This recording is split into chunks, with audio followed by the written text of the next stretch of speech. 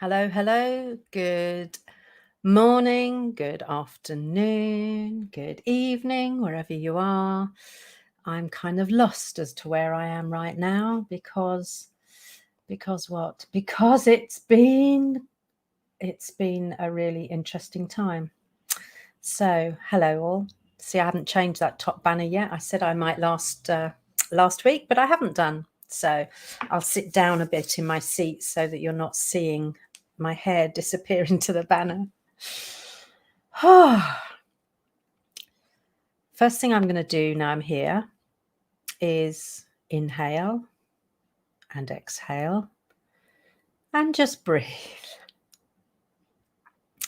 This has been one ridiculous month so far, and we're only 7 days in. I can't believe we're on the 7th of December and already I'm just chasing my tail to catch up. It's pretty bonkers, really. It's pretty mad. I'm not complaining though. What have I done already today? So first thing this morning, I delivered a 3-hour session on leading and motivate. It was basically called Lead and Motivate. And of course, I'm challenging the assumption there that it's down to anyone else to motivate but yourself. Your motivation is your responsibility. Leaving it to somebody else is just not on. Good morning, Carrie. Nice to see you. And I'm glad I'm a bit later because you overslept. That's not the reason I'm later. So yeah, it's because first thing this morning I ran a 3-hour session called Lead and Motivate. And now I've just finished a 2-hour session on cultural intelligence. So I'm kind of pretty bushwhacked right now. And I shall be taking, that's why I came in here to breathe, to inhale and to exhale, and just to take a moment because it's been pretty full on. Next week, it starts to ease off a bit. So as of next week, I start to get a bit of space. And I said that, we're a week into December already. And what a week it's been. My podcast episode that's coming out on Thursday is talking about different gifts that I've received, and gifts that the giver possibly didn't even recognize were real gifts. And that sometimes when I'm receiving the gifts, I don't necessarily recognize them as a wonderful gift. And then all of a sudden, it's like I get the power of the gift. And just thinking about it today, so it's a lovely episode. If you get a chance to listen from Thursday onwards, please do, because it really is a lovely episode, I think, anyway. And in that, I'm talking about how I'm regifting, or I'm paying forward the gifts that I've received on the basis that they might help somebody else, not on the basis that here's one I don't want, here you have it, which is what we often think of as regifting. But no, kind of paying forward and seeing if the gifts that I received will help anybody else. But the other thing that it reminded me of is that who decides what's a gift? And I guess it's the giver and the receiver. But, I'm really struck with how the receiver values or somehow quantifies the enormity, the power of the gift. And for me, it reminded me of who decides what's a weed and what's a flower in a garden. It could be that a weed is just a very prolific plant that potentially grows places you don't need it. But hey, my garden is full of something called Alchemilla mollis, which is a beautiful plant. It's that, if you've never seen it, it's those plants it's that plant that has a kind of quite a serrated edge leaf. And the nature of the leaf is that little globules of water sit on the leaf, and it looks absolutely gorgeous. And then it'll develop these frothy flowers, which are a right pain because flowers, of course, bear seeds.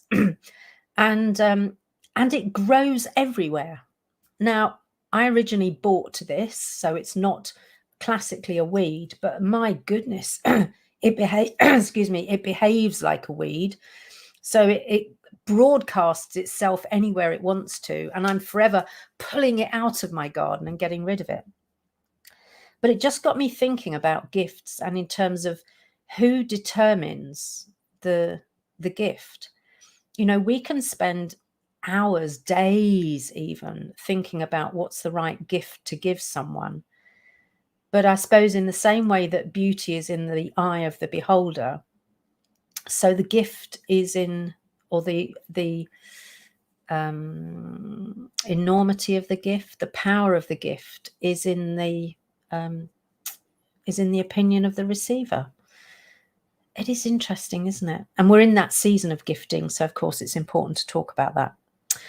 So, a bit of an update. My calendar starts to quieten down from next week. So I'm just having a quick look now in my schedule to see if we're still on for our usual 1 o'clock time next Tuesday.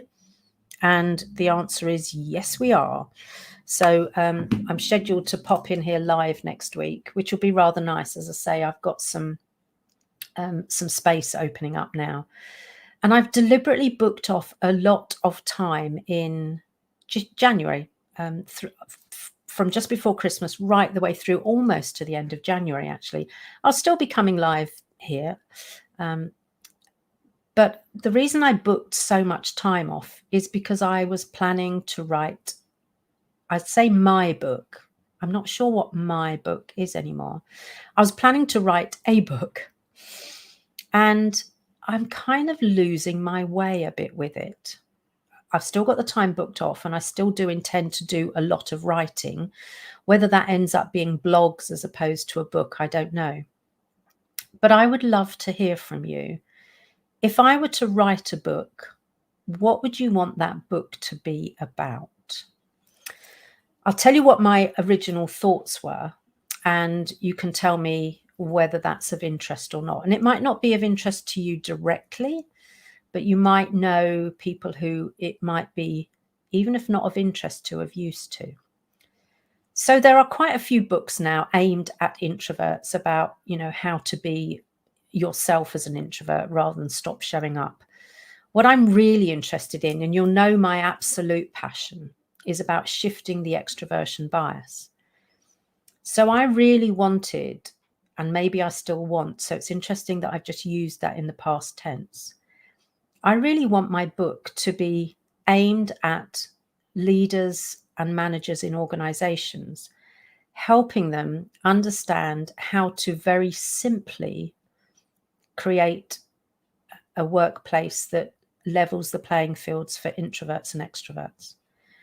You know, what processes need to change, what everyday practices need to change so that they're doing their bit to shift the extroversion bias. So that's the book that I've always said I really want to write.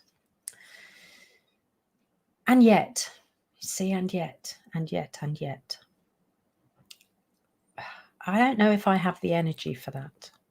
And isn't that interesting, bearing in mind that's my real passion? It might just be that I'm very end of yearish, and you know, I'm getting to that point where my batteries need a proper top up. And in fact, I might even need new batteries, who knows? But if I don't have the energy for that book, is there another book wanting to be written? Is there another book that needs to be written that isn't about how to shift the bias in the workplace, but is more about how introverts can get out of their own way? I don't know. So I would love to hear your thoughts, whether you're watching live or whether you're watching on replay, #replay, please do let me know. Carrie's got an idea. Let me share this with you. I think my heart knows. Yeah.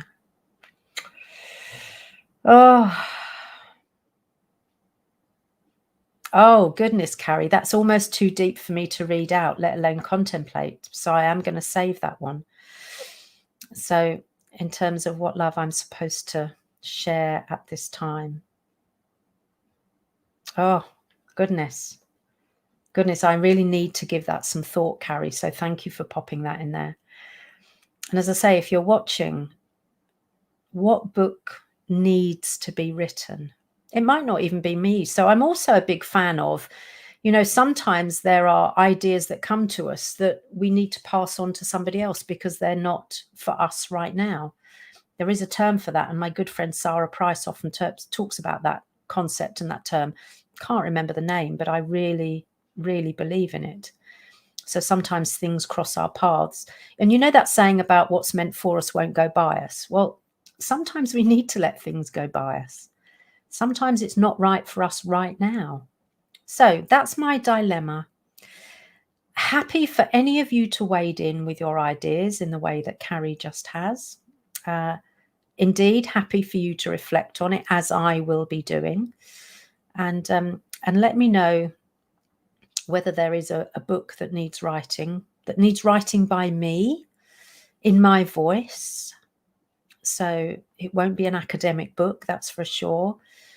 As an engineer at heart, it's going to be a very pragmatic, very practical book with easy to follow steps. That's who I am. So let me know. Let me know. Anyway, it's just coming up 3:15 here in the UK. It's already getting dark outside. I haven't quite finished my breakfast. That's the kind of morning I've had this morning. And I'm going to pack up very soon and head home and put my feet up. I've got a call at 4:30 that I need to remember, so I better not put my feet up too early. But I'm going to head home, and I hope you have a relaxing rest of your day. Oh, there's one popped in here. Yeah. I think there is a book, not sure what it is. I'll think, thank you, because that's what I'll be doing too. And it's interesting that we're in this sense of there is a book, not sure what it is. Maybe I need to kind of put it out to the universe as I fall asleep, because I tend to wake up with great ideas. So maybe I'll do a quick meditation before bed tonight and get my grey matter whirring on potentially what that might be. Anyway, thank you for joining me. Good to see you. And I'll see you hopefully next Tuesday. Farewell all.